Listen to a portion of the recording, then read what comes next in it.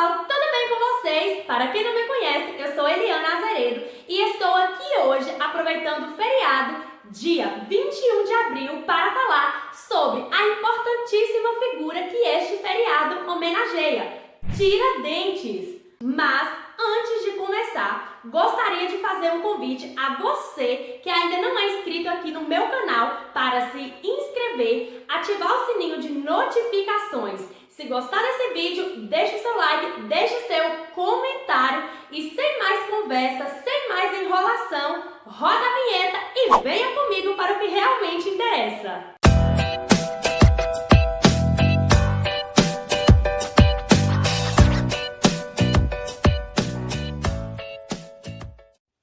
Joaquim José da Silva Xavier, o famoso Tiradentes, nasceu em 12 de novembro de 1746, exatamente no sítio do Pombal, distrito de São João del Rei, atual Tiradentes, que fica em Minas Gerais, né?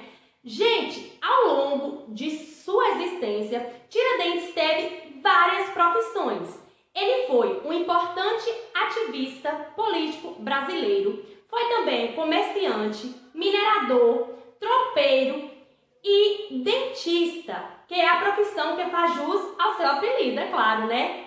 Bom, Tiradentes, ele foi um dos líderes de um dos mais importantes acontecimentos da história de nosso país, a chamada Inconfidência Mineira. Você já deve ter ouvido falar algo do tipo, não é mesmo? Para que vocês possam entender melhor este contexto, vamos voltar lá no século XVII, quando os bandeirantes descobriram uma grande quantidade de ouro aqui no território brasileiro, principalmente onde hoje se localiza o estado de Minas Gerais. Gente, essa nova fase fez com que o Brasil vivesse uma nova história, que foi o quê? O chamado ciclo do ouro, que teve o seu auge já no século XVIII, porque o ouro foi descoberto já no finalzinho do século XVII. Então, o ciclo do ouro teve o seu auge mesmo já no século XVIII. Nessa época, o Brasil ainda era colônia de Portugal, ou seja, tudo que era encontrado aqui deveria ser destinado à coroa portuguesa. Então, nessa época, Portugal passava por grandes dificuldades financeiras. Então, ele viu no ciclo do ouro a chance de reerguer a sua economia. O ciclo do ouro fez com que a população lá nas regiões das minas aumentasse muito. Por quê?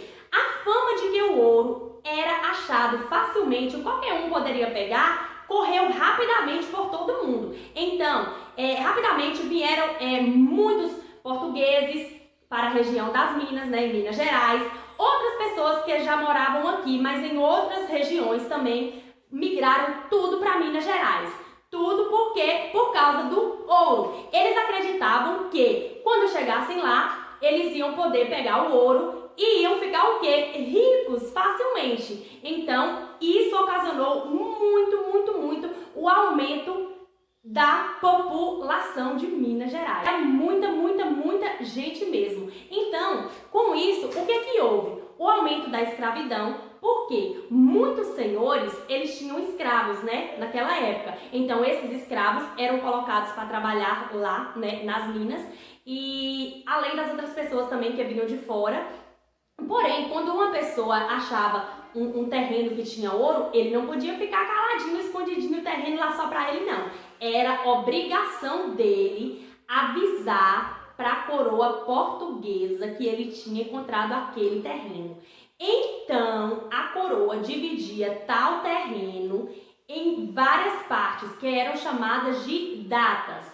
A pessoa que encontrou o terreno, ela poderia escolher, né, 2 datas para ela, e o restante era o quê? Dividido entre a coroa e entre os senhores de terras, né? Porque eles iam trabalhar para conseguir ter muito ouro, e assim a coroa também iria enriquecendo cada vez mais. Com essa migração de muitas pessoas, houve o surgimento de vilas, que hoje se tornaram grandes cidades, como é o caso de Ouro Preto. Onde Onde fica localizado Ouro Preto hoje, antes era chamado de Vila Rica, justamente por isso, porque muitas vilas foram se formando ali, né, na região onde se encontravam as minas, onde se encontrava o ouro, e aí, com o passar do tempo, essas vilas juntaram e formaram apenas uma coisa só, que no caso hoje é a cidade de Ouro Preto, que antes era chamada de Vila Rica. Além disso, gente, o ciclo do ouro também fez com que surgisse uma elite em Minas Gerais. Isso mesmo, passaram a existir pessoas, né, muito ricas. Essas pessoas tinham filhos e esses filhos iam para universidades fora do Brasil. Eles iam para lá para estudar e aí quando voltavam para nossa terra, eles voltavam cheios de ideias, principalmente de ideias iluministas, pois lá nessas universidades eles tinham um contato direto com esses pensamentos. Isso que futuramente ocasionou a Inconfidência Mineira. Como eu já disse a vocês, nessa época Portugal passava por grandes dificuldades financeiras. Então, para assegurar a riqueza mesmo, o que ele fez? A coroa portuguesa transferiu a capital, que era naquela época em Salvador, para o Rio de Janeiro e também passou a implantar muitas medidas aqui no Brasil e também cobrar altíssimos impostos. Entre eles, podemos citar o quinto, que era nada mais que 20% de todo o ouro era destinado à coroa portuguesa. Além disso, também existia a captação, que foi um imposto fixo cobrado aos senhores de escravos, né, que trabalhavam nas minas. Então, esses grandes senhores, né, que tinham muito dinheiro, eles deveriam, né, eram obrigados a pagar um imposto fixo para a coroa. Além dessas medidas, gente, também existia aqui no Brasil a casa de fundição, que a coroa dizia que quando o ouro era encontrado, né, as pessoas iam lá e encontravam o ouro, ele não poderia ser comercializado naquele formato. Então, por isso fez uma casa de fundição, porque o ouro só poderia ser comercializado se ele estivesse em formato de barra. Isso serviu muito para evitar possíveis roubos, né? Porque talvez as pessoas poderiam pegar o ouro lá caladinho no local onde encontrou e sair, não falar nada, mas não. Ele só poderia vender esse ouro se o ouro passasse pela casa de fundição. Então, isso dificultava muito o roubo do ouro. Outro tipo de imposto cobrado pela coroa portuguesa era a famosa derrama, que nada mais era a cobrança obrigatória de impostos atrasados. E se caso a pessoa não tivesse como pagar aqueles impostos atrasados, o cobrador tinha o dever, né? Ele tinha o direito de entrar dentro da casa do devedor e lá recolher objetos preciosos, né, da pessoa e levar como forma de pagamento da dívida. Isso foi o que gerou uma revolta gigantesca. Por quê? Portugal acreditava que o ouro era infinito. Portugal acreditava que o ouro nunca iria acabar, porque estava tendo muito ouro. Porém, essa ideia era totalmente errônea, gente, porque chegou uma hora que o ouro foi acabando e aí as pessoas não tinham como pagar os impostos e aí as dívidas foram aumentando. Então, Portugal decretou essa derrama. Foi então neste contexto que surgiu os Inconfidentes e é aí que Tiradentes vai entrar e vai se tornar uma figura tão importante, mas tão importante que a ponto dele ser considerado um herói nacional. E por mais que as pessoas dissessem ao rei que o ouro estava acabando, que o ouro estava em seu estágio final, ele não acreditava. Ele não acreditava. Então, ele achava que o quê? As pessoas estavam roubando o ouro. E foi aí que ele começou a pegar mais pesado ainda, porque ele não acreditava que o ouro, né, que o ciclo do ouro estava em seu estágio final aqui no Brasil. E foi neste contexto de cobrança de impostos, né, que as pessoas começaram a sentir um sentimento de liberdade. Elas começaram a ter, gente, esse sentimento, pois o que a coroa portuguesa estava fazendo era um absurdo. Ela estava cobrando muitos impostos e as pessoas já não tinham mais condição de pagar. Por quê? Porque o ouro já estava acabando. E aí foi então que Tiradentes entrou em ação, porque ele foi um dos líderes da Inconfidência Mineira, que foi esse movimento formado somente pela elite, somente por pessoas, né, que tinham dinheiro, pessoas muito inteligentes. Eles queriam o quê? A liberdade de Minas Gerais. É importante eu falar aqui que os inconfidentes, eles não queriam a liberdade do Brasil inteiro, eles não queriam a independência do Brasil inteiro, mas sim fazer com que somente Minas Gerais se tornasse ali um país independente. Eles queriam que Portugal não tivesse mais controle sobre aquelas terras. A Inconfidência Mineira ocorreu em 1789, em Vila Rica, atual Ouro Preto, né, que eu já falei. Gente, só para lembrar rapidinho que Ouro Preto é uma cidade tão importante, mas tão importante que por muito tempo ela já foi a capital de Minas Gerais. Então, voltamos ao nosso conteúdo.